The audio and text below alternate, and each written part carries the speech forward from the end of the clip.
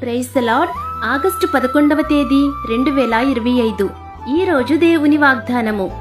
నీవు మొర్రపెట్టినప్పుడు నీ విగ్రహముల గుంపు నిన్ను తప్పించునేమో, గాలి వాటన్నింటినీ ఎగరగొట్టును గదా. ఒకడు ఊపిరి విడిచిన మాత్రమున అవన్నీ కొట్టుకొని పోవును. నన్ను నమ్ముకొను వారు దేశమును స్వతంత్రించుకొందురు, నా పరిశుద్ధ పర్వతమును స్వాధీనపరుచుకొందురు. యెషయా గ్రంథము 57వ అధ్యాయము 13వ వచనం. సాత్వికులు ధన్యులు, వారు భూలోకమును స్వతంత్రించుకొందురు.